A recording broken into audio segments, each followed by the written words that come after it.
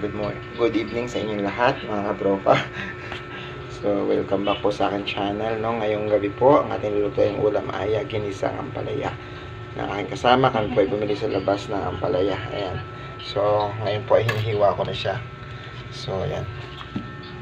At nire-ready ko na po pati yung kanyang mga ricado. Ayan, kompleto na po siya.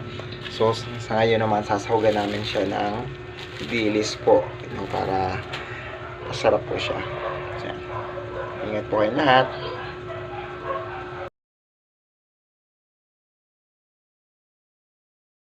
Welcome back sa akin channel mga katropa. Ito na nga, pinapainit na natin yung mantika at ilalagay na natin yung bawang para gisahin natin siya para mabango at malasa yung ating ampalaya. Syempre susunod po natin yan mga katropa yung kamatis para yung sarsa po ng ating ampalaya na ginisa ay malinamnam, no?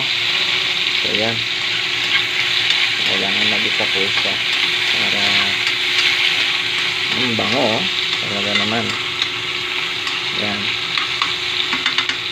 So, yan. Yung pong yung susunod natin ay mismo yung pinakagulay na po niya, yung ampalaya. So yan na po yan.